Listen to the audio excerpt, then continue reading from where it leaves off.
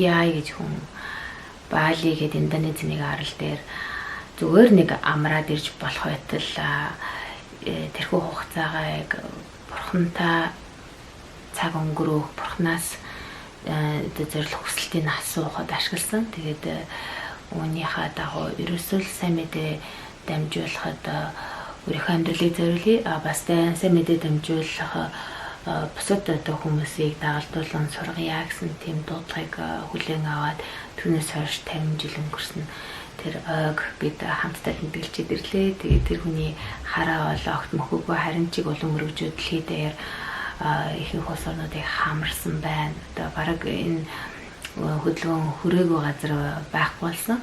Тэгээ хүрсэн газараа бол их хүчтэй одоо ийм манлайлагч Христ итгэлт хүмүүсийг төрүүлж байгаа. Тэгээд хаана бүхчихсэн, гал нь буурчихсан, өдөр тутмынхаа амьдралдаа нохчулчихсан итгэгч хүмүүсийг одоо өнгөлдөг, галыг нь өрддөг, бурхан руу чиглүүлдэг тийм гайхалтай үйлчлэлийг хийдэг ийм хөдөлгөөн байна. За тэгээд 7 хоногийн бид хамтдаа тэр хүний хийсэн ажлыг 50 жилийн дараа эргэж дүгнээд бурхан талархаад бурханыхаа үгийг бас сайхан багш нараас ингэж заалгуулж сонслоо. Тэгээд энэ доктор Хигиай юугаар гайхалтай юм бэ гэхээр өөрөө ганц хүүтэй байсан тэр хүн тархины гэмтэлтэй л миний охин шиг тийм хөгжлийн бэрхшээлтэй хүүтэй байсан ч гэсэндээ өөрийнхөө тэр хувийн бэрхшээл бас нэлээд хангалуун байрын амьдралтай байсан. Тэгээд тэр байр суурь хөрөнгө мөнгөндөө ингэж назгаараагүй харин ч урагшаа зүтгэсэн байгаа. Тэгээд тэр гайхалтай хүний амьдралын золиосоор дамжуулаад их олон хүн өрөөгдөж байгааг хаахаар өөр ирэхгүй ингээд урам зориг авахаас жарга байхгүй. Ганц хүний дуулууртай байдлаар ийм олон хүн өрөөгдөж болд юм байна гэсэн тийм дүгнэлтийг бол хийлээ. За тэгэхээр энэ хугацаанд бас ямар гайхамшигтай зүйлийг бурхнаас сонсоод юу болоод ирвэ гэдэг хуваалцах зорилгоор өнөөдөр энэ хөө бичлэгийг бэлтэж байна. Тэгэхээр хамгийн сонирхолтой нь одоо энэ хөө хөдөлгөөнд огт оролцдоггүй одоо Далласын теологийн одоо сургууль их алдартай сургууль гэдэг тэрний профессор Рамеш гэдэг хүн өргөдөж яг гол номлолыг бол хийсэн. Тэгэхээр Үүнээс харахад бол үйлчлэл ямар гайхалтай ерөөсөө одоо нэгүүлсэл вэ? бурхан сонголтоо ямар өвөрмөц сонирн байдлаар хийдэм бэ гэдэг нь харагдсан. Тэгэхээр энэ хөдөлгөөнийг анх эхлэхэд нь л байсан төсөл хүртэл нь одоо ойлгож мэддэг тийм хүмүүс одоо номлол хийвэл зохистой гэж зарим хүмүүцхээр байтал хүний бодлоор биш бурхны одоо өөрийнх нь сонголтын дагуу тэр хүн номлол хийсэн. Тэгэхээр нэгсэндээ хүндлэнгийн хүн гэж хэлж болохоор хүнээр бид Библийг заалгалаа. Тэгсэн хэрнээ бид Библийн талаарх ойлголт яг эрүүл сургаал дээр нэгдэж нийлдэг учраас ямар нэгэн тийм зөрүү гажуу юм юуч гарсангүй. За доктор Хигиагийн нэг онцлог нь болохоор бурхан л бүтээж гүйцэлдүүлэхгүй юм бол бүтэх ямар ч боломжгүй тийм агуу зүйлийг бурхан төлөө хийхийг зорь гэж ятгсан байдаг. Тэгээд өөрөө бас яг тийм л зүйлийг зорж явсан. Тэгтэл одоо нөгөө залгамж халааг авсан хүмүүс маань та нар илүү ихийг зорь, илүү ихийг мөрөөд бурхан л хийхээс өөр аргагүй тийм агуу зүйлийг мөрөөд яа гэвэл бид ийм агуу бурхантай хүмүүс шүү дээ гэж хэлсэн. Өөрөөр хэлбэл одоо энэ дэлхийн ертөнц ихэнх нь аврал аваагүй маш их хүнд гин нүглийн хүлээсэнд дарамтны доор зовж байгаа сүнс сэтгэлийн хувьд ядууралтай туйлын ядуу байгаа. Тэгэхээр энэ ядуурл бол шудраг бус зүйлээ. Ядуурлын бүх хэлбэрийг бид нэр зогсоох ёстой гэсэн урайг нэгдсэн үндэсний байгууллагын дор хэдийнэ гаргачаад энэ сүнсний доройтол сэтгэлийн ядуурлыг бууруулахгүй зөвхөн материаллык ядуурлыг бууруулах төлөө ажиллах нь бол өрөөсгөл юм аа гэж урайсныг би бол бүрэн дэмжиж байгаа. Тэгээд энэ сэтгэлийн ядуурлыг зогсоох, энэ бурхны авралыг, бурхны хайрыг бусдад түгээх энэ ажлыг бол улам эрчимжүүлэн явах цаг нь болчихжээ. Тэр урайг л бид одоо сонсож өөрсдөө тэр урайг одоо гаргаж байна. Тэгэхээр хамгийн ихний номлол маань урах зариун боловч ажилчид цөөхөн гэсэн тэр Матай намын ишлэлээс эхэлсэн. Энэ юу гэсэн үг вэ гэхээр дэлхийн ертөнц бурхнаар цангаж байгаа юм байна. Өлсөж байгаа юм байна. Тэрхүү цангааг тайлах унд мөнхийн аршаан бидний гартаа юм байна. Тэр аршааныг түгээхгүй сууж байгаа бол уучлаарай та үнэхээр аимшигтай хэрэг үлдэж байна гэсэн. Тэ вэ? Аимшигтайгаас тэ хажууд хүн цангаж байна. Надад ариун ихээрээ хайлгаад гоёж байна. Би яагаад тэр хүнд цангаагийн тайлах тэр мөнхийн аршааныг өгөхгүй байгаа юм бэ гэдэг том асуулт байна. За тэр асуултаас л бусдын хэрэгцээ, бусдын тэр сэтгэлийн дарамт зовлон ойлгож харах нүдний асуудал руу бид нэр шилжиж байгаа. Тэр тийм мэдрэмжтэй байх, тийм хараатай байснараа бидний сэтгэл зүй уурладаг. Тэр хүний төлөө бидний зүрх цохилдог. Тэгээ цохилоод ирэхээр бид нараас муухраар дайрч болохгүй. Яагаад тэгэхээр өөрийнхөө хүчээр бид үзэх юм бол эсвэл 7 хоног яваал тэгээ сүлдө бахардаа за намайг ойлгодог хүн байхгүй юм байна, бүтэхгүй юм байна, за болиё гэж болчихдаг тийм ээ. Тэгэхээр тэгжээс болохгүй байх нэ. Бид ухаантай үзэх хэрэгтэй, бид стратегтэй үзэх хэрэгтэй, бид бодлоготой явах хэрэгтэй болж байна л да. Тэгээ яг хэрхэн явах хэрэгтэй юм бэ? Би юу хийх хэрэгтэй юм бэ гэдэг дээр бурхантай хамтарч хариултаа олох хэрэгтэй. Яа тэгэхээр бурханд хариу хэдийнэ байгаа. Тэр хариултыг л бурхнаас авах нь одоо бидний амьдралын зорилгыг биелүүлэх нь маш том алхам байна. За альва одоо зүйлийг хийж бүтээхин тулд хүмүүс бол ур чадвар эзэмшихийн төлөө ямар нэгэн сургалт боловсролын үйл ажиллагаанд хамрагддаг. Итгэж хүмүүс тасралтгүй сурдаг. Тэгсэн хэрнээ заримдаа тэр сургалтын зорилго нь юунд орж байгаа нь тодорхойгүй. Ихэвчлэн нэг өөртөө миний сүнсний хүсэл би өрөөгдөх, би бурхантай хамт байх гэсэн нэг тийм үрдэр төрлөөсөн хандлагатай байдаг л та. Тэгэхээр энэ байдлаа арай жоохон өөр өнцгөрөө шилжүүлж болох уу? Нэгэнд бид одоо бусдын хэрэгцээ хангагдахгүй байгааг харчихлаа штэ. Тэрхүү хэрэгцээг хангахын тулд би юу хийх ёстой юм бэ гэдгийг бурхнаар заалгаж, суралцаж өөрийнхөө чадхыг нэмэгдүүлж болох уу? Тэгээ энэ урайг л ерөнхийдөө гаргасан. Тэгээд яг юу хийх ёстойг бурхнаар заалгаад авчихсан байгаа бол хэрэгжүүлэх хэрэгтэй. Уучлаарай яана мөнгө авахгүй штэ, цалингаа буухаар л явъя да гэдэг чи өөрөө хангалтгүй байна л да. Тийм байдалд орохгүй тул дараагийн удаа цалингаасаа хэсэг мөнгө аваад хадгалж болох уу? Тэгээд тэр хүмүүлжил зориулж болох уу? Оо яана би ажилгүй штэ гэд хойшоо суугаад ах уу?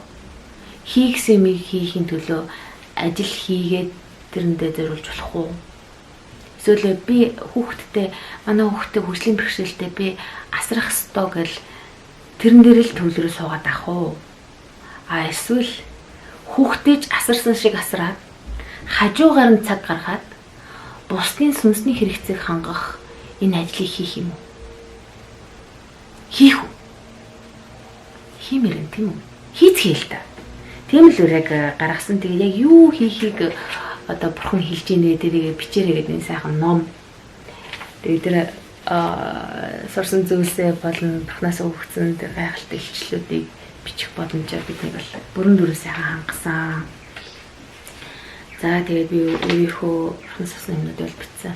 Дараагийн өдөр нь Давид Вон гэдэг одоо Сингапурын бас их алдартай багш хүн, Библийн багш хүн хуваалцсан. Тэр гайхалтай ишлэл ярьсан. Тэр юу гэж ярьсан бэ гэхээр Филиппо номын 2:1-4 ярьсан. Яг л Христэд байсан шиг энэ даруй бодолтой байхгүй юм бол бид үүндээ нэгдэж чадахгүй, нэгдэхгүй хам бол бид одоо Паулийн үед та нар миний баярыг гүйцээ гэж хэлж байгаа шүү дээ. Тэгэхээр баяр нь гүйцэхэд юу тутчихна гэхээр бидний нөгөө ив нэгдэл хэрэгтэй юм байна шүү дээ. Итгэгч хүмүүс өөртөө хагаралдаад, итгэгч хүмүүс бие биенээ үзээ ядаад, итгэгч хүмүүс хорон муухай хардталтаар бие биенээ хардж байгаа бол уучлаарай, итгэж биш хүмүүст сайн мэдээ түгээх ямарч боломжгүй. Ийм харилцаатай, ийм хорон гашуун ундрагаас бурхны ажил хийхэд маш хэцүү болж байна. Яг мэдээж хийгдэн л дээ. Бурхан хүчтэй хэмжээний хийн. Гэхдээ яг хүсэж байгаа хэмжээнд бид нар л хийж чадахгүй. Тийм учраас аливаа бузар хардлагт, аливаа бузар хандлага, аливаа бузар үг бие биенээ доош нь хийсэн, гутаасан, боомлсон тийм үйл ажиллагааг таслан зогсоохон зүйтэй. Тэгэхээр яг тэр талаас даруй байдлын талаар ярьсан. Даруй биш учраас л бид нэр бардамнаж би бусдаас илүү би энийг зандарна, би энийг тушаана, би энийг боомлно, би энийг дуугаас суулгана гэсэн тийм хандлага байгаа зү тийм ээ. Даруй хүн бол тэхгүй, даруй хүн бол бурхан энэ хүнээр юм ярьж байгаа юм биш үстэй. Иш үзүүлгийг хийж хоригдлохгүй. Нөгөө талаас даруй ахын бол иш үзүүлж байгаа хүн ч гэсэнтэй замбраатал биш үү дээ. Хил хязгаараас давж хийвэл зохисгүй үйлдэл хийхгүй, өөрийгөө дүйлгэж зөвхөн амаараа чалчихгүй үстэй тийм ээ. Тэрээс их болгоомжтой байвал зохистой. Тэгээд даруй байдал чи өөрөө олоход хамгийн хэцүү чанар гэж л дээ. Яг бол за би даруй болчлаа гэж бодмогц байх болчдөг гэж байгаа. Тийм хүнд зүйлийг одоо бид өөртөө төлөвшүүлэхгүй юм бол одоо бурхны хаанчлалд ч гэсэндээ оршин технологи хэцүү байх нэ. За дараа нь доктор Сундар гэдэг хүн бидэнд бүр ширээн дээр маань юм хөөрхөн гिचийн үрийг байрлуулж агаад ийм жижигхэн үр тийм гайхамшигтай том одоо модны хэмжээнд хүрдэг. Тэгэхээр нэг хүний санаачлал ямар гайхалтай ирүүлсэн дэлхийг донслогсон 100 гаруй мянган удирдагч манлайлагч христч хүмүүсийг өндөр хөгжилтэй том газар 5 удаа чичид буудалд байрлуулад 1 сарын турш тасралтгүй бурхны цэвэр үг сургаалаар урамшуулад тэгээд их нутагт нь амраагаад ингээд буцаад сайн мэдээ тараахаар илгээдэг тэр гайхамшигт үйлчлэлийг хийсэн байна. Энэ 50 жилийн хугацаанд дүүл одоо 10 жилийн хугацаанд энэ хүүтэйгээ 2 дахин нэмэгдүүлье гэсэн тийм гайхалтай том зорилтыг төвшүүлээд хүмүүс ажиллаж байна л. Тэгэхээр энэ том дэлхийн хэмжээний зорилтыг өчүүхэн жоохон гिचийн үр шиг өөрийнхөө хувь нэмээ бий яаж оруулж яаж тарьж болохоор юм. Джон Бакман гэдэг ах маань энэ дэлхийн хэмжээнд статистик тоо баримт хэдэн хүн ямар шиг байдалтай байна. Үүнээс бурхны тэр хайрыг хүртэж аврагдаж энэ ерөөлд орсон хүн хэд байна. Ороогүй хэдэн одоо бумаараа өнөөдөр амнаас үрд мөнх алдж байгаа аимшигтай тэр тоог хэлсэн. Тэгээд тэр зүйлийг сонсоод бидний өмнө ямар хариуцлага тулгараад байгаа юм бэ? Бурхны зүрх сэтгэл юунд ингэ шунлаад зовирлаад өнөөдөр биднийг урайлаад идэм бэ гэдэг нь бол ойлгомжтой харагдаж байна лээ. Тэгэхээр энэ бурхны хараа зорилгыг олж авч өөрийнхөө амьдралын хараа зорилго болгох нь л одоо амьдралын утга учир болчиход байна шүү дээ. Тэгэхээр тэр маань бусдыг хайрлахад л гол нь оршиж байгаа. Тэгээд өнөөдөр зөвхөн Монгол биш энэ сүм чуулганд хаагарал, бутрал, бие биенээ үл ойлголцох, хоноо одоо булаалдах, хүнээ булаалдах, газар нутгийн тийм одоо нэгэсэндээ нөгөө арслан шийж байгаа юм шиг тий харьяалал тогтоож юмж маргалдах юм утга учиргүй зэтгсгэлгүй тийм зүйлийг ер нь бол таслан зогсоох хэрэгтэй байна. Мэдээж одоо тийм зүйл хийж байгаа хүн чинь сүнсний төлөвшил ямар байгааг нь ойлгомжтой шүү дээ тийм ээ. Тэгэхээр тэр сүнсний төлөвшил ямар байгаа тэр байдлыг ойлгоод төвчээд хүлцээд одоо хүчтэй нь одоо хүчгүй үүрэн өсвөл дээр байгаа үүрэн гэж яан тэгэхээр ингээл өөрөөл хайрлал явах хэрэгтэй болно. Тэгэхээр нөгөө талаас одоо сүм чуулгандаа хэрвээ хавчигдж байгаа бол сүм чуулгандаа хэрвээ ямар нэгэн байдлаар үл ойлголцол үүссэн байгаа бол эсвэл хүлцэн төвчээд яг л нөгөө Саул хаанд хөөгдөжсэн Давид хаан шиг цэвэр ариун байдлаа бол хийж алдаж болохгүй. Дээрээс нь бурхнаас өгсөн тэр хараа зорилгожсэн алдаж болохгүй. Нэг хэсэг Давид хаан бүр алуурчин болсон. Эсвэл юу ч хийхгүй худал хүртэл ярьдаг тийм хүн болчихсон. Нэгсэндээ бараг буугаад өчгсөн бурхан надаар юм хийхгүй юм байна уу? Би одоо хаан болох нь хөг өнгөрсөн юм байна гэсэн тийм байдалтай цөхөрчгсөн байхад нь эзэн тэр хүнийг сэргийж босгож ирж байсан. Тэгэхээр тэр гайхалтай бурхны тэр хараа зорилгыг хизээч бид нэр алдаж болохгүй. Бурхан бол өөрийнхөө эхлүүлсэн зүйлийг бол дуусгадаг. Эхлэл ба төгсгөл альфа ба омега. Тийм байна. Тэгэхээр энэ ажлыг бол намайг сонсдгүй штэ намайг одоо хязгаарладаг штэ би хинд ярих вэ гэд зогсож болохгүй байна штэ тийм ээ. За дараагийн хичээл дээр бид энэ хойч үе залгамж халаа яаж хандах талаар ярьлаа. Тэгээд үнэхээр зүр ширхэрмаар байдал бас харагдсан л та. Юу гэхээр залуучуудыгаа, хүүхдүүдийгаа ерөөсөй ойлгохгүй байна. Тэднийг хайрлахгүй байна. Тэдэнд юу тулгараад байгааг нь сонсохгүй байна. Бид арай л өөр дөрөө төвлөрчихсэн. Арай л хариусан юм шиг надад санагдлаа. Тэгээд хүн одоо Монголч биш те дэлхийд даяар ерөн тэр үл ойлголцол байна. Тэгээд тэд маань одоо ингээд хэдийгээр ингээд технологийн орчинд ингээд ийм өөр ирэн үед үсэж байгаа ч гэсэндээ яг бидний л туулсан зүйлийг туулаад бидний л зовлонгүүрэл бид яаж одоо өсөр насндаа ингээд шилжилтийг даван туулах гэж одоо тухай зовж исэн те одоо яаж дурлаад намайг тоохгүй байна гэх хямраа явж исэн гэх юм шиг тэр бүх зүйл ингээд энэ хүүхдүүдийн маань өмнө байна. Тэгэхээр тэднийх зүрх сэтгэлийг ойлгох, тэднийхээ төлөө цохилдог байх яг хэрэгтэй үед нь байж хамсаа зөвөр нэг яншсан, дургуутсан, шүүмжилсэн, доош нь хийсэн байдлаа биш. Харин мэрэгэн зөвлөгөөг яг оновчтой цагт нь өгчөгдөв тийм байх юмсан. Дээрэс нь одоо энэ орчин үеийн технологиг юм хорон муу байдалд ашиглуулахыг битгий зөвшөөрөөч гэсэн үг хэлж байна. Технологиг сайн төл ашиглаж болно. Технологи муу зорилгоор ашиглаж болно. Тэгэхээр муу зорилгоор ашиглаж байгаа хүмүүсийн гарт хүүхдүүдэд туршаад яах вэ? Өөртөө бид бас сайн зорилгоор ашиглах хэрэгтэй байна л та. Тэгэхээр ухаалаг хэрэглээ бас гүнд байж байгаа. Тэгэхээр бас үртэй та бүхэн энэ асуудалд бас ухаалаг хандах байхаа. Тэгэхээр миний хувьд гэрүүлдээ би технологи ашиглаж хүүхдүүдэд сургуульд хамруулдаг. Алсын зайны Америкийн сургуульд явдаг л да. Дээрэс нь би технологи ашиглаж тэр хүүхдүүдтэй харилцдаг. Гэхдээ би Facebook дээр жишээлбэл аккаунт хийж ширдэг. Одоохондоо болоогүй. Харин хийх ажлын жагсаалд гаргах хоорондоо яг багаар хамтран ажиллах Trello зэрэг програмыг бол би ашиглахыг болж шүрдэг. Онлайн орчинд вебсайт байгуулах ч юм уу тий. Эсвэл тэр байтугай гейм тоглоом хөгжүүлэх ч юм уу. Эсвэл дижитал энэ зураг зурах ч юм уу. Тэр талаас нь бол би хүүхдэд бол хөгжүүлдэг.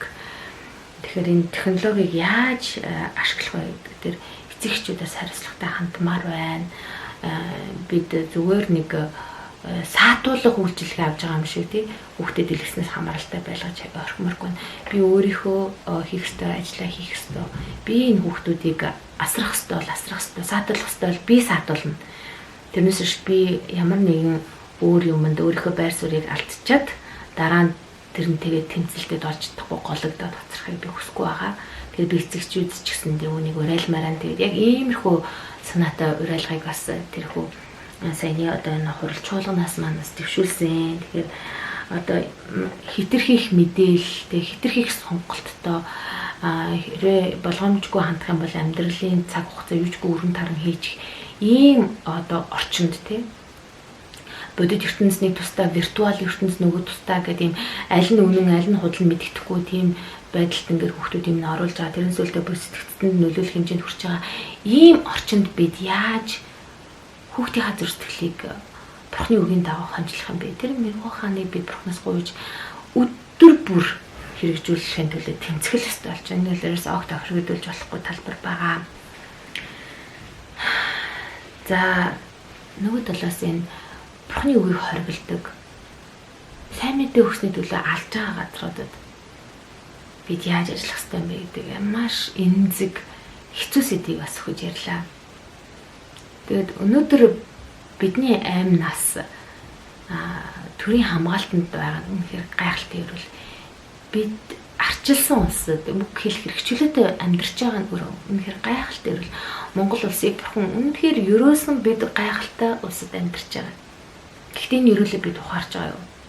Бид энэ ерөөлийг авчихсан учраас бусдын өмнө өнгөрөө даналцаад явж байгаа юу? Эсвэл бусдад тулгараад байгаа тэр зовлон ойлгоод бидний зүгээс юу хийж чадах юм бэ? Яаж туслах боломжтой юм бэ гэдэг арга ухаанаас хэлж гинүү. Үүнд бас маш нухацтай хандах хэрэгтэй юм шиг санагцсан. Тэгээд амиа хамгаалахын тулд өөр ирэхгүй хүний амь насанд хүрж байгаа тухай би сонсоод миний зүрх ширхэж ирсэн. Бид өгөхөд бол би Бурхан руугаа очино тийм үнхий улс маань баталгаатай. Гэтэл тэр намайг алах гээд байгаа хүн өгөх юм бол тэр хүн хааш очих нь ойлгомжтой байхгүй. Тэр хүн Бурханаас үрд мөхс алах гэдэг шүү дээ. Тэгвэл би өөрийнхөө амиа тэр хүний амийн төлөө золиослж болох уу? Золиослох хэрэгтэй юу? Ийм хүнд асуултууд байхгүй. Хэдийд нь би золиослоод хэдийд нь би хүүхдийнхаа төлөө хамгаалаад цухтаагаад ч юм уу явах хэрэгтэй юм бэ? Тэгэхээр энэ асуудал тулгарчихсан орнуудыг бид нэр байнга залбиралтай өргөн Бурхны өмнө очих ёстой. Тэгээ өнөөдөр бас хавчигдаж өөрийнхөө амийг алдах хүмүүсийн тоо гүцэг байгаа учраас бид энэ ертөнцийн төгсгөл хэрэггүй Бурхан хүлээсээр байгаа байхгүй. Тэгээд бодохоор бас хэдийгээр чанга оловч итгэгч хүмүүст бол үнэхээр хатуу юм эзэн өгсөн. Тэгээд тэр хатуу юмыг бид одоо төлөвшсөн хандлагаар хүлээж авах хэрэгтэй байна. Гэтэл өнөөдөр зүгээр л хатуу хүн үг сонсож чадахгүй эмзэглэж яаж омогшиж дөвчмж ийна тийм ээ. Тэгээ бодохоор яг би өөр дөрөв тусгаж авъя л да. Би өөрөө бас эмзэг юм баггүй. Ялангуяа одоо ийм хөлийн бэрхшээлтэй хүүхдээ асарж байгаа үед бол улам эмзэг болчтой. Бүх юмд дээр өнжин хүн өндөгч гэдэг шиг. За намайг тийм учраас л хийгээд байгаа юм байна л да гэсэн нэг тийм хандлагатай байна. Тэрнээс болоод би бас хатуу ширүүн гашуун ч юм уу тийм үг бусдад хийлгээс буцахгүй тийм байдалд ордгоо. Тэгээ тэрнийг би мэддэг. Тэгээд өдөр болгон би өөрийнхөө тэр зан арашин дээр ажилдаг. Тэгээ Бурхны үг намайг дүүргэж, Бурхны хайр миний зүрхийг дүүргээд урсан халигж байгаа үед бол тэр бузар муу талаа даун дийлэх бас боломжтой байдгаа. За дараа нь доктор Рамеш үргэлжлүүлээд дул 67-оор гайхалтай магтаалыг өргөсөн.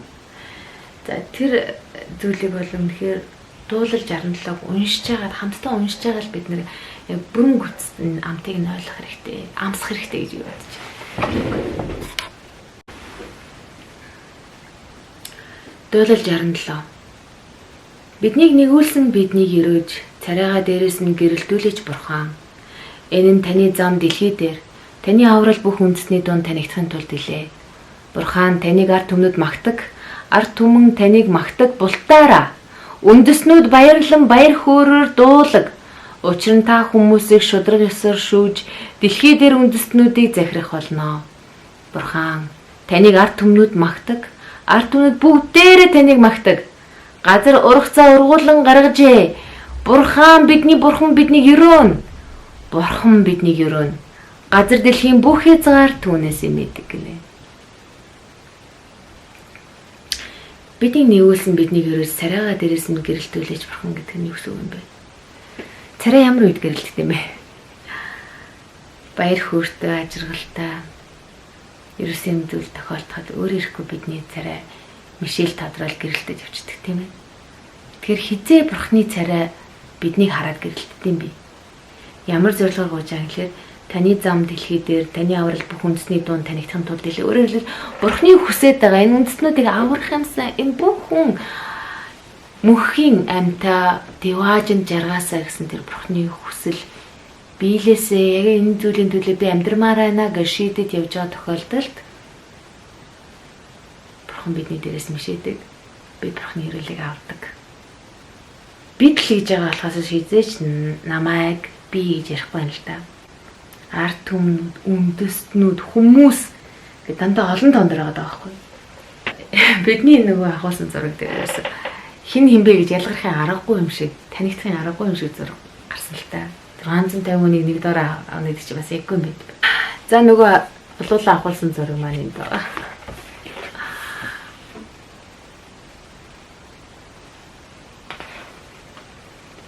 Манай хүн битэрийн төгсч. Ингэж танигдах нь ерөөсөө чухал биш тийм ээ. Ягаад гэвэл бурхан мэдчихэж байгаа. Бурхан бидний бүх зүйлийг мэдчихэж байгаа. Тийм учраас та өөрийгөө таниулах гал, танигдах гал хүчин чармайлт гаргаад гэснээрээ энэ ажлаас хийгддэг зүйл биш ээ. Тэгэхээр хит өөр дээр битгий дүүлрээч. Энд чинь олон тоон дээрээ бид бас юм гайхалтай зүйлийг хийх бүтээх зорилготойгоор бүтээгдсэн юм шүү гэдгийг сануулсан. Тэгээд энэ дуу маань өөрөө яг эхнийхэн сүүл рүүгээ 20 гişлэн 6 гişлэлтэйгээ 3 гişлэн 5 гişлэлтэйгээ тэгээд 4 гişл нь яг голдоо байдаг тийм өвөрмөц шадууд байна л да. Тэгэхээр нөгөөдөл нь болохоор ингээд ээжлэн тавтагдсан тийм тахилт маягтай. Арны гол нь болохоор бурхны яг энэ хэлэх гээд байгаа зүйлийг хэлж байна те. Үндэстнүүд баярлан баяр хөөрөөр дуулаг учир нь та хүмүүсийн шудрагсаар шүүж дэлхий дээр үндэстнүүдийг захирах бол. Эцэстээ бурхны дээр тэнгэрийн хаанчлалын дэлхий дээр ирнэ. Та шудраг ёсоор шүүнэ гэсэн тийм гайхалтай ирсэн юм хэлж юм л да. Газар дэлхийн бүх хязгаар түүнээс эмээдэг гэдэг нь болохоор тэр гайхалтай тэр захирах үед нь одоо эмээдтэйгээр энэ миний хаан шүү гэж захирагдах тэр ирээдүг өгүүлж юм л да. Гэтэл өнгөрчихсөн цаг дээр нэг зүйл аа. Газар ургацаа ургуулan гаргажээ гэж 6 дээр. Тэгэхээр нөгөө ургац арвин байна. Нэгээсэнтэй ургац хэдийнэ гарчихсан хүмүүсээ одоо би үрээ тариад одоо нэг юм гарна гэсэн тийм ойлголт байхгүй байгаа. Бурхан биднийг одоо сүүлийн өдрүүдэд амьдруулж байгаа. Хин нэгний тарьсан үр хэдийнэ боловсроод ургацсан байна. Бурхан өөрөө бэлэн болгоцсон байна. Тэр хүмүүсийг аврах ажил бидэнд ногдож байгаа. Тэр энэ ажлыг хийх үгүй юу? Ажилч цөөхөн байна. Цөөхөн хүн энэ бурхны урайг сонсоод бурхны ажлыг хийгээд явдаг байх нэ. За сайн мэдээ дамжуулах арга бол ямар ч тийм томьёо бол байхгүй. Тэр утгаа бүр амар алдаа гаргаад бүр ойлгохтой сайн хийхгүй байсан ч гэсэн тийм хүмүүс аврагддаг. Зүтгэл байхад л бас болчихдаг. Гэтэл нөгөө талаас мэдээж одоо ухаалаг чадварлагаар ажилласан хүмүүс үр дүнд бас хүрдэг. Давид тэднийг гарынхаа ураар өдөрцсөн юм а гэж хэлдэг. Надад тэр ишлэл маш гүн суурсан байхгүй юу? Гарын уур гэж юм байд юм биш үү өдөртөхөд. Тэр зүйлээр дамжуулаад бурхан өөрийнхөө ард түмнийг өрөөд юм байна.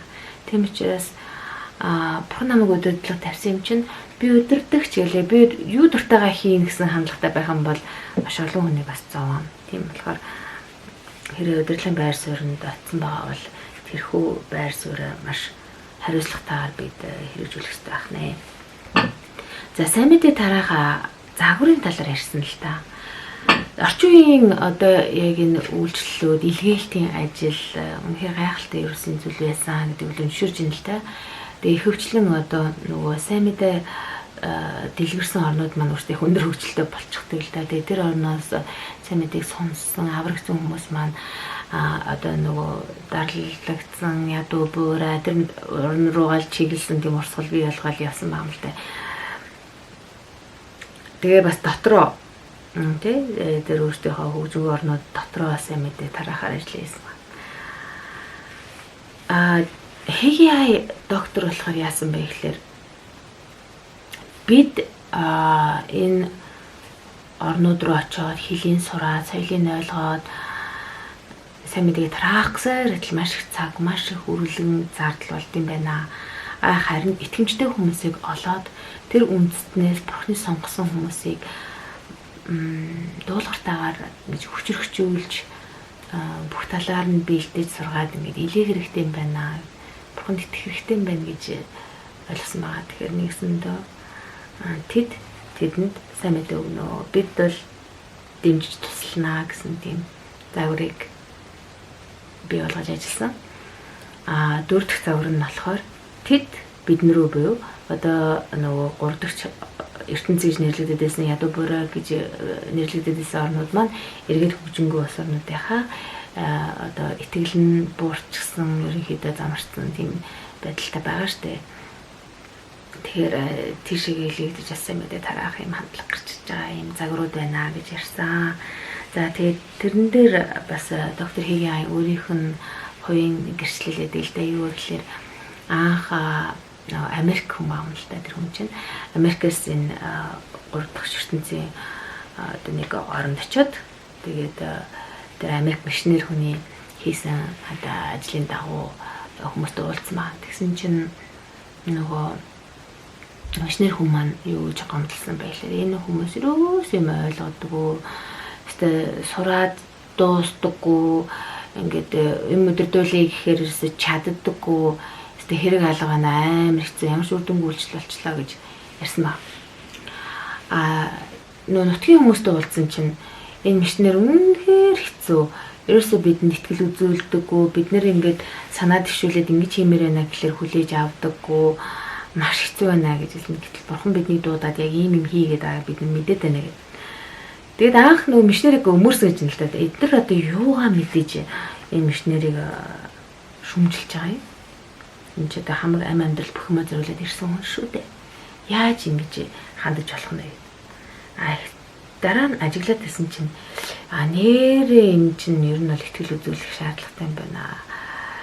Хинээр дамжуулаад бурхан ямар ажлыг илүү шургуу, илүү сайн хийж чадах вэ гэдэг бол ойлгоод тэгээд яг нутгийн хүмүүсийг итгэл үзүүлж энэ ажлыг даалгаж хийх нь зүйтэй байна гэсэн дүгнэлтээ гаргаж явсан байгаа. Бурхны сайн мэдээ дамжуулах бол хинж байсан хамаагүй, бурхны дуудлагын дагуу хаанч байсан хамаагүй, хизээж байсан хамаагүй дамжуулах ёстой. Ямар ч арга хамаагүй дамжуулдаг гэж.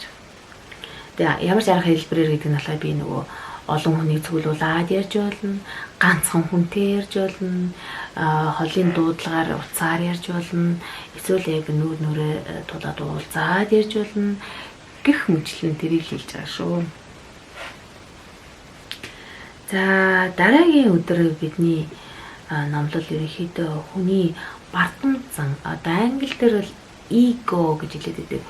Өөрийгөө гэсэн би гэсэн тэр үзлэлийн талаар ярьлаа л да. Энэ нь ерөөсөө удирдлагт хамгийн их гай болдог. Удирдлагад байгаа хүн бол бусны хэрэгцээг олж харж тэдэнд үйлчлэх чадвартай байх хэрэгтэй. Яг энэ зарцын зурсгалтай байх хэрэгтэй гэж зааж байгаа юм л да. Тэгээд нэг сони юм асуусан л да. Есүс цөл рүү яагаад явсан бэ? Бид бүгдээрээ соригтомдолд явсан гэл нэг тийм бодлогоор хэлчихэж байгаа тийм. Үгүй. Есүс үйлчлэлээ эхлүүлэх гэжсэн учраас үйлчлэлтээ бэлтгэхийн тулд явсан. Харин бэлдэж байгаа явцад нь сорилт болохоор. Ямар сорилт гэхээр сайн мэдээ өгч амархан штэ. Талах өгчих одоо ямар л материалын хэрэгцээ тийг хангаад өгчих. Мөнгө тараачих бодог. Тоглоом өг. Өөр юу тийм. баян болно гэж амал, ерөөн эдэн гэж амал, гайхамшгуудыг үлддэг. Гэх мэтлэн тийм юмнууд ирж байна л да. Дээрэс нь яасна гайхамшиг үлдэхээс гадна би гэдгээ өөрийгөө мэдүүлтэй. Энэ ертөнцийн бүгдийг захирч одоо ингээд мундаг хүн гэдгээ харуул. Үйлчлэх гэж байгаа хүмүүст ялангуяа удирдах байгаа хүмүүст тийм сорилт болгодог. Яаж ажиллаа хийх юм бэ? Хүмүүсийг худалдаж авах. Эсвэл яах нь вэ? Өөрийгөө харуулах, нотлох. Би агуу гэдгийг тунхаглах хэрэгтэй. Би өөрийгөө мэдүүлэх хэрэгтэй. Тэгжээж л миний удирдлагад орно. Хинэнч одоо үйлчлэх хэрэгтэй, би захирагдах хэрэгтэй, би тэдэнд боол мэдтэх хэрэгтэй гэж төдийлөн хэлдэггүй л дээ. Дараа үнэл тэгж хэлж чаддаг. Тэгээ та нарын дунд хин аав аав хүсэж ин тэр нь боол болох хэрэгтэй. Бүгдийнх нь боол болох хэрэгтэй гэж эзэн өөрөө заасан. Тэгээ өөрөө яг тэрийг амьдрал хэрэгжүүлсэн. Тэгээ тэдэнд талах өгөхөд үгүй. Зөвхөн талахаар биш, бурхны амнаас гарсан өгөөрөөр амьдрд юм аа гэж. Ницаасан хэрнээ яагаад дараахан 5,000 хүнийг 4,000 хүнийг талахаар хангасан юм бэ? Есүсийн хандлага зорилго нь юунд орж исэн бэ? Талахаар тэр хүмүүсийн сэтгэлийг татах биш. Харин тэд өлсөж гин, тэд цангаж гин, тэд зовж гин гэсэн тэр хэрэгцээг нь хараад тусалсан байна. Өгөөмөр байсан. Өнөөдөр Христийн бие дотор бие биендээ тусалж байгаа бол, биелэг өгч байгаа бол намайг худалдаж авах гэж бити бодоорой. Харин Христийн зүрстгэлээр хэрэгцээг хангах гэж явж байгаа юм байна гэж бас бодох нь нэлээд дээр хаа. Яа тэгэхээр бузар муухай хардталт ор үндэсгүй худалдуулаас юм бол та өөрөө гинүүл үлдчихнэ гэсэн үг шүү дээ, тийм ээ. Нөгөө талдаа болохоор иймэрхүү зүйлээр хайр хүмүүсийн хүндэтгэлийг хүлээх гэж явах огт хэрэггүй. Христ итгэл дотор хүртэл тийм гутмашигтай үзэгдлээдэг. Өөрийгөө таниулах гэж оролддог, тий. Би гэдгээ нотлох гэдэг. Яах юм бэ? Тийм сорилтод тулгардсан байна. Есүс даваа гарцсан байна. Энэ зохимжгүй юм байна гэдэг хэлээд харсан. Тэгээд үйлчлж байхдаа эндээ бурхан таныг таниа. Заавал тэр харангад дэлдээд хэрэггүй, чимээ гаргаад хэрэггүй, хичнээн чимээ гаргасан ч гэсэн хайр байхгүй бол уучлаарай гэж хэлсэн байдаг тийм ээ. Дээрэс нь Есүс гайхамшиг үйлцэн гэж байгаа байхгүй. Хэдийгээр яг сатан одоо энэ сүмээс өсөр тэр гайхамшиг одоо харуулах гэж ихэд үгүй гэж хэлсээр нэ. Олон хүний гэдгээс нь тэр тохиол Лазарыг өгцөн багт нь тусгасан. Гэхдээ өөрийгөө харуулах гэж, гайхуулах гэж тийм зорилгоор биш ээ. Харин амьлуулж чадах мөртлөө уйлжсэн тийм зүрх сэтгэлтэй бурхан. Дараа нь доктор Рамеш Бабилийн тухай заасан. Хүн төрлөختөнд бие биентэйгээ ингэж бөөнөрч хамттай байх гүн хүсэл эрмэлзэл байдаг байхгүй. Яа тэгэхээр анх хүнийг бүтээхдээ бурхан нэг хүнээс хавиргаас нөгөө хүний гаргаад тэгээ бус нь бүгдээ тэр эмэгтэйгээс ингээд төрөөд ингээд яг махан биеэс нь гэж бургаж гараад байгаа байхгүй. Тийм болохоор бидний хоорондоо нэгдэж нэгтэрдэг бие биергүүд тэмүүлдэг зүрстгэл маш гүн байгаа даа. Найз нөхдийн харилцаа маш чухал байгаа даа. Гэвч бурхангүй бол яах нь өөрийгөө алдаршуулах гэсэн зорилгоор явчихдаг. Тэгээ ингээ хотуудад ингээ бөөгнөрөд байгаа хүндрэлтнийг хараад бүхий л гэмт хэрэг муу мухай хотуудад л хийгдчихэдэг тийм ээ. Тэгэл бүгд л өөрийгөө алдаршуулах гал хичээгээл бусдаас ялгах гал ингээл зовцгоодог. Дээрээс нь бурханд хүрэхийг хүсдэг. Ямар нэгэн замаар өөртөө бурхан руу хүрэх замыг бий болгох гэж хичээдэг. Яагаад тэр цамхыг барьсан бэ? Тэнгэр тулах. Дээшээ бурханд ойртох гэдэг шүү дээ. Бурхан доошоогоо шат гаргаад буугаад тэрчгсэн би энд байна гэхэр хүлээж авахгүй. Дэндүү бардан ба шүү дээ. Үгүй ээ. Би өөрөө л очино. Би өөрөө л чадна гэсэн тийм хандлагатай юм бол яах вэ? Боломжгүй юм дээрээс боломжгүй үдгээс лөншөрхтэй юм тийм ээ. Бурхан өндөрлөгтнийг хараад эдгээр зорьсон юу ч хамаагүй хийх нэртэй. Тэгээ харахаар нөгөө айгүй агуу болчих нь яана гэж бурхан айгаад хилийн бүснэлсэн ш. Үгүй тийм биш. Энэ ямар хорон муу ямар бузар мухай болоход бэлэн байна вэ? Цадгаа алдах нь штэ эднэр ерөөсө тараа игээд өршөөгөө тараасан байгаа хгүй. Өршөөгөө хилийн бодлуулсан байгаа хгүй.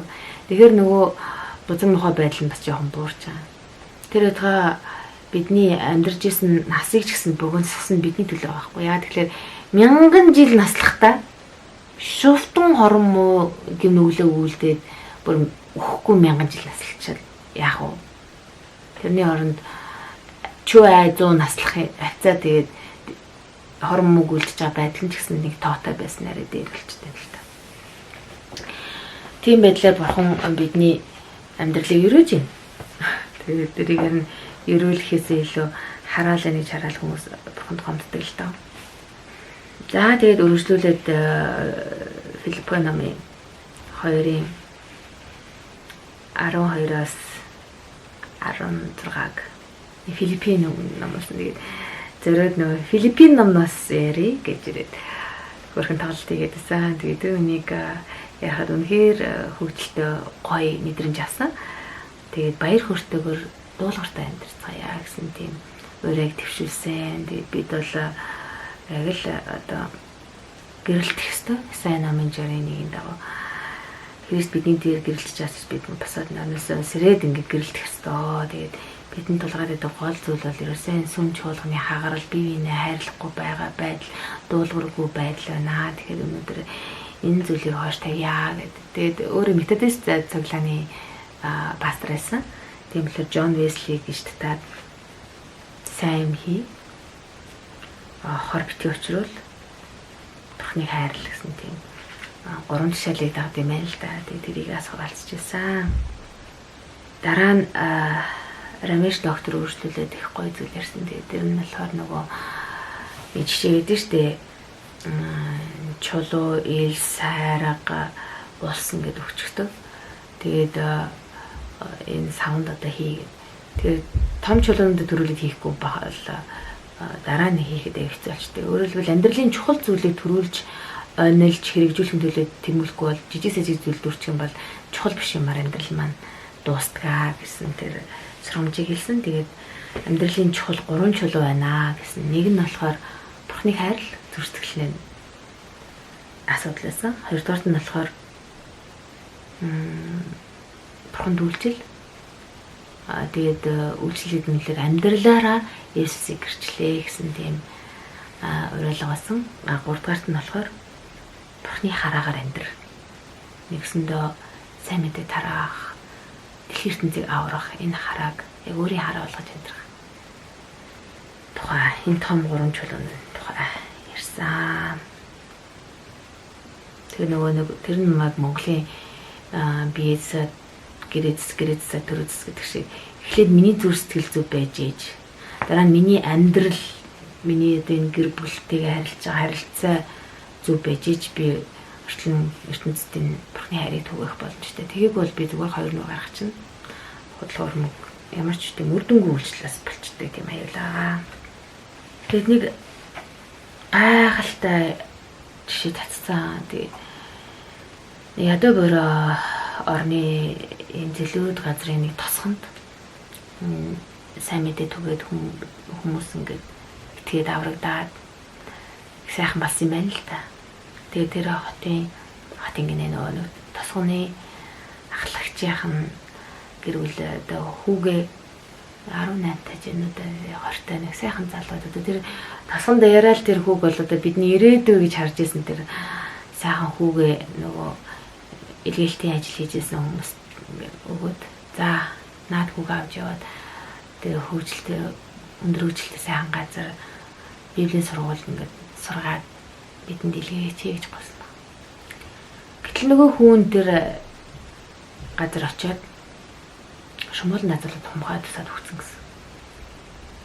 Тэгээ нөгөө илгээлтийн эзэд маань бүр амар хямраад нөгөө цогцож аваад очиж байгаа. Тэгээд тэр нэг сарын сургалт байсан гэлүү дээ. Тэгээд нэг 7 хоногийн дараа ч юм уу ирж байгаа хгүй. Тэгээд гэрийнх нь баярлаад зөө эрт өрөөд ирлээ юу болчих вэ гэд тоссон чинь ингээд зүгээр цогцсон.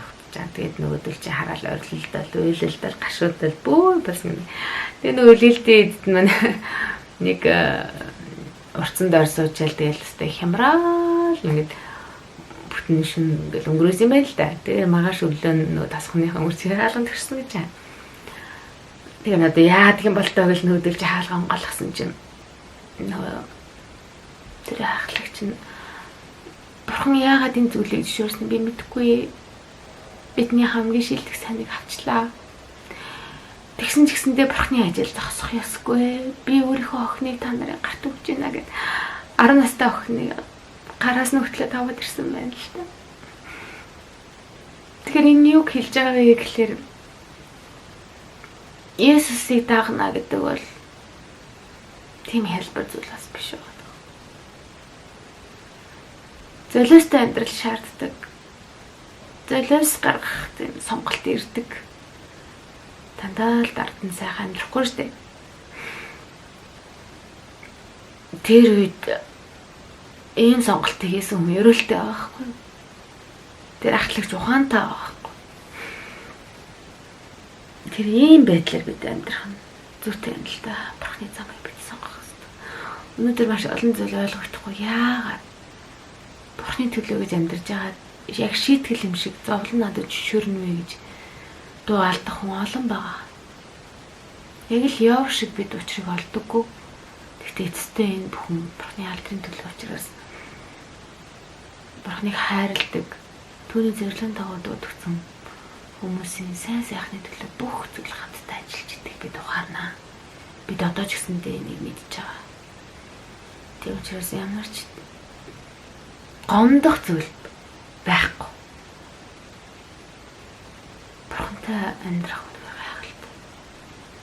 Ерөөс амьдрал. Дараа нь Индиа багш намайг сурч хагаад бидэнд зааж гисэн Замби улсын иргэн одоо Японд дэлхийн сайдар сууж байгаа. Тэр хүн 2 дугаар Коринтын 5:20-аас хуваалцсан л да. Бид бол Христийн элчин сайдад. Элчин сайд гэж өөр ямар утга учиртай юм бэ гэдэг өөрөө үүрэг харж байгаа, алба харж байгаа хүний зүгээс бид ярьсан. Тэгэхээр өндөр албан тушаал сахиж байгаа хүний хувьд бол яг нэг хүмүүст тэр болгоомыг сайн мэдээд төгөөд яваад хахад бол бэрхшээлтэй. За тэр тусмаа одоо харин нутагт Япон хэл сайн мэдэхгүй хэлний бэрхшээл байгаад тэгсэн хэрнээ өөр суугаар Бурхны хайрыг сонсох боломжгүй хүмүүс тэр хүн Бурхны хайрыг төгөөх боломж авчин л та. Тэг хэрэг танд тийм боломж байгаа бол хэзээ ч Бурхны тухай сонсч чадахгүй юм хаагдмал орчинд байгаа хүмүүст тэр хайрыг хүргээсэй гэж хэлж байна. Яа тэгэхээр хүн болгон Бурхнаар цангадаг. Гаднаа амжилттай, мөнгөтэй, баян сэтгэлэн, хангалуун харагдчих болно. Тэр хүнд юу ч хэрэггүй юм шиг санагдчих болно. Гэвч бид өөрсдөө саная л да. Бурхангүй бидний амьдрал ямар байсан юм бэ? Миний амьдрал тас харанхуй байсан. Тэр харанхуй гэрэлтэлсэн гайхамшигтай гэрэл бол Есүс байсан. Есүсийн уучлал, хайр, аврал байсан. Тэгвэл тэр хүмүүс ч гэсэн өнөөдөр ийм мэдээг, ийм үннээр цангаж байгаа. Тэр цангааг тайлах ажил бидэнд ногдсон. За дараа нь бидэнд хятадд үйлчилж байгаа хятад хүмүүс өөрийнхөө орны талаар, Христ итгэлийн талаар танилцуулсан. Тэгээд хэдийгээр тэр хүн өөрийнхөө орны тухай ярьж байсан ч гэсэндээ би өөрийнхөө орны тухай бас тунгаан бодоод нэг зүйлийг ойлгож авсан. Тэр нь юу гэвэл хятад улс доройтоход барууны өндөр хүчтэй улс орнууд дээрэмдсэн байгаа нь, дээрлэгсэн байгаа нь 100 жил ичгөөрөө үүрсэн байна. Тийм учраас одоо хятад улс мандахтаа нэг тийм жоохон өшгөрсөн бас нэг хариугаа авсан байдал гаргад юм байна л та. Тэгээ би гинт өөрийнхөө орныг ойлгосон шүү дээ. Яагаад монгол хүмүүс монгол гээд чижид дэлдэд ингээд чичрээд идэм бэ те. Тэгэхээр тэднэрт нөгөө тарлагдсан бас нэг гутам шиг байна л да. Тэгээд тэднэр тэгж хэлээд яг надад ч гэсэн мэдээж одоо буурай байх хэцүү шүү дээ. Ядуу байх хэцүү. Тэгэхээр яг тэр амьдралыг туулаад гараад ирчихсэн хүний хувьд би өөрийнхөө үн цэнийг бурхан дотор ойлгоогүй бол бас бас л мөнгөөр ч юм уу, нэр хүн дээр ч юм уу, тий альбом тушаалаар ч юм уу тодорхойлох гэж хичээгээл явуулсан баг. Одоо харин тийм хэрэгцээ байхгүй болчихсон учраас маш их олон зүйлээс чөлөөлөгдөж байна л да. Би өөрийнхөө нийгэмд эзлэх байр сууриа нотлох гэж хичээх хэрэггүй болчихж байгаа. Тэр ядгаа байр суурь эзлэх гэж зовох хэрэггүй болчихж байгаа тий. Яагаад вэ гэвэл тэр нь өөрөө ямар ч утгагүй болчихж байна л да. Хэдийнэ бурхан дотор миний байр суурь маш ойлгомжтой юм чинь. Тэгээ би өөрийгөө голох шаардлагагүй болж байна. Тэгээд эцэст нь доктор Рамеш хааж номлол хийхэд юу ойлгогдсон бэ гэхээр бид яг нэг тийм маш том орчлон ертөнцийн хэмжээнд өрнөж байгаа тийм реалити шоуны гол эд толцсон юм л да. Гол жүжигчд гэх юм уу, тоглогчд болчиход байна л да. Яагаад гэвэл энэ үннийг манад цуглаа маш сайн мэддэг л дээ. Яг л энэ шалтгаанаар бас толгоон дээр эрх мэдлийн тэмдгийг байрлуулдаг байхгүй дээ. Нөө зарим гаж урсгалууд энэ тэмдгийг ашигладагс болоод зарим хүмүүс жирэхэд идэв. Гэтэл үнээр дээр толгоон дээр эрх мэдлийн тэмдэг байрлуулж байгаа нь ямар учиртай юм бэ гэхээр эмэгтэй хүнийг эрх хүний алдар гэж хэлдэг л дээ. Эр хүн бол бурхны алдар гэдэг. Тэгэхээр сүм чуулганд эр хүний буюу хүний алдар дарагдах хэрэгтэй. Бүтээгдэх хэрэгтэй. Эр хүн ч вэ, эмэгтэй хүн ч вэ, эзэн хэмбэ гэдгийг мэдэх хэрэгтэй гэсэн тэмдэг байхгүй. Тэгээ энэ тэмдгийг хүн гэхээсээ илүү тэнгэрлэгч нар зориулсан гэж яддаг л та. Тэр тэнгэрлэгч нар гээд одоо энэ бөөнөр ишүүдэд байгаа тэнгэрүүд байгаа шүү дээ. Бурхны хажууд маш хүчрхэг тийм тэнгэрлэг биелээд байдаг. Зарим нь бурхнаас урваад чөтгөр болчихсон, өөрсдөө шүтүүлээд мөргүүлээд энэ дэлхий дээр ч гэсэн тэг хорлол үйлдэл маш их олон шашин урсгал чиглэл гаргаал явж байгаа тийм нөхдүүд байгаа. Тэр нөхдүүд хандсан тохоо бол бид нар ахгүй. Бид нар тэр реалити шоунд өнөөдөр өөртөө ч мэдлэгээ тоглож байгаа. Тэгвэл биднээр дамжуулаад энэ авралын сайн мэдээг тараахаар бурхан сонгосон байна л да. Тэгэхээр тэрхүү сонголтын дагуу бид өнөөдөр энэ өрөөлийг аваад үйлчилж байгаа байна. Бурханы өмнө бурхан хэнийг ч ялгуурлдаг учраас бүгд ичилдэг ш. Тэр агуу нууцыг илчилсэн. Хүн болгонд аврагдах боломж байгаа гэсэн нууцыг илчилсэн. За үүнийг өмнө нь бол мэдэх бас боломж байсан л да. Мэдээж бурхан өмнөг өсөг учраас бүх хүмүүст өөрийнхөө хайр нэрлийг үзүүлсэн ба. Хайр ертөнцийн төгсгөлд одоо илүү задгаа байдлаар энийг харуулж байгаа. За тэгээд бид хамтдаа энэ бурхны ерөөсийн гайхалтай сайн ажил өөрийнхөө биеийг яг л талах мэд ногчуулаад өөруулад заалмаа дээр өргөсөн тэр бэлэгдэл болох талхнаас хүртэж тэр цусыг бэлэгдсэн бас ирээдүйд тэр авраллаар одоо тэнгэрээс очиж бурхантай уулзах хүмүүсийн баяр хөөргийг бэлэгдсэн тэр дарснаас амсаж эзний зоог ярьж бүтэнсэ өдрийг тэмдэглэсэн. Үүний хажуугаар бас ажлын хэсгүүдээр хуваагдаж ажлын хэсгүүд дээр ажилласан юм байна. Тэгээд инээтгэгчүүд өөртөөхөө хийсэн ажлаас ярьж яаж үндэстнэрээ энэ идэвхтэйгээр сайн мэдээ тунхаглахаар хөдөлж байгаа тухай энэ хөдөлгөөний талаар ярьлаа. Бразилчууд яаж яг үйлчлэл хийж байгаа мөртлөө яг бизнес юм шиг ингэж хандж байгаа талаар ярьлаа. Тэгэхээр заримдаа мөнгөний төлөө бизнесийнхаа төлөө хүн үхэн хатан явдаг л да. Итгэвч хүн хүртэл ингэ үхэн хатан маш төгс төгөлдөр микэл яг эзний үйлчлэл хийхээр л бизнесээсээ жоохон тааруухан байдлаар хандах гэдэг тийм хоёр дахь зэрэглэлд оруулаад байгаа юм шиг байдал гаргадаг л та.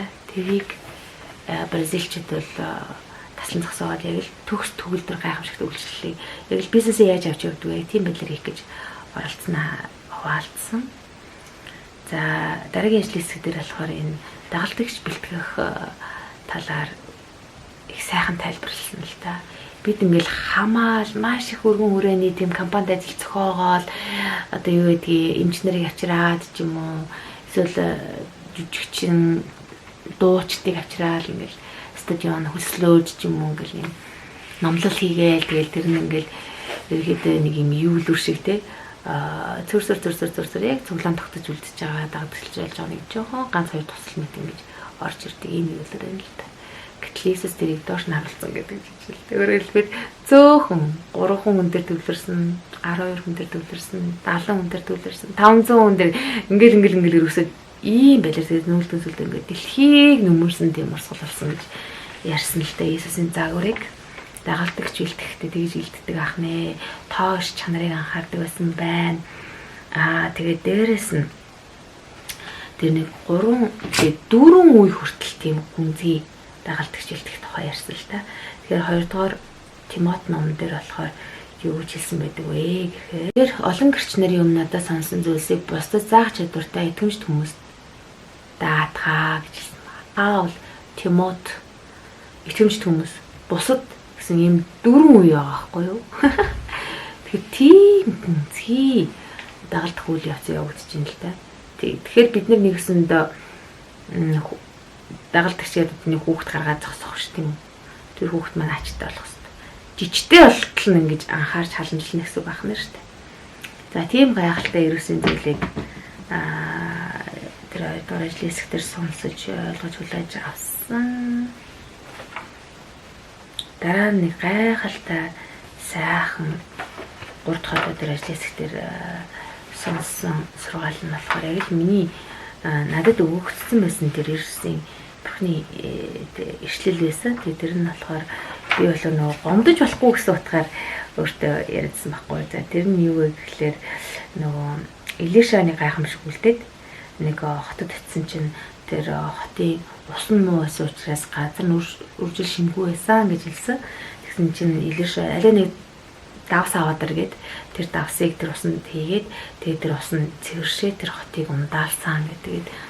Тэрийг би урд нь би ингээ хорон муу бах юм бол бусад хүмүүс рүү ингээд ийм хорон муу юм цацаа гашуу юм цацаа тэдрийг үржил шингүй болгоод би хүлээд авах юм байна гэж өөртөө хүлээж авч ирсэн байхгүй.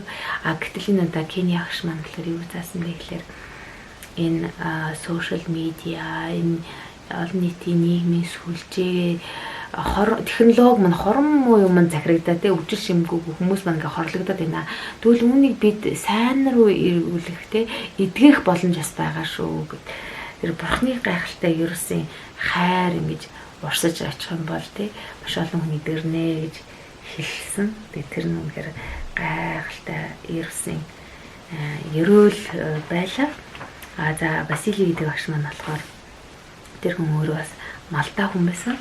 За спортоор дамжуулаад энэ залуучуудад тест гайхалтай үйлчлэл хийдэг юм билээ. Тэгээд индукцийн аргаар библи судалтай хүн байсан л та. Тэгээд өөрөө нөө таквондогийн хар бүстэй. Тэгээд таквондо заадаг. Хажуугаар нь болохоор энэ хүүхдэд бурхны номыг бас хүргэдэг ийм гайхалтай бэлтгэл хийжсэн. Тэр багшийн тэр хувийн гэрчлэл хийж байгаа ажил үнэхээр ерөөсөн юм ерөөл уран зэргийг авсан ийм цаг байлаа. Тэгэхээр Есүсийн стратеги маань өөрөө бас яг энэ сошиал медиа буюу одоо нийтийн сүлжээг бол ашигласан ба тэгээд тухайн үед болохоор нийтийн сүлжээ нь юу байсан гэхээр ромчуудын барьсан зам байсан ба. Тэгээд зам харилцаагаар дамжуулаад хүмүүс мэдээлэл түгээдэг, уулздаг харилцаа тогтоодог байсан. Тэгээд амьлуулагсныхаа дараа Есүс хамгийн түрүүнд зам харилцаагаар яваад Эмау арах замда хоёр дагалдагчийг сонсоод энэ хоёрыг энэ нөлөөлж чадах хүмүүс ингээс сонгоод өөрийгөө хилчилж харуулж нөгөө хүмүүсийн зүрх нь ингээ галаар бадамлан асаад буцаад ирсэн юм руугаа тэмүүлээд хүмүүс сайн мэдээ өгье түгээ гэд гүйсэн байгаа штэ. За тэгэхээр тийм гайхалтай ерөөлийг бид хамтдаа авсан юм аа. Тэгвэл нэгэ та нартай хуваалцчихлаа.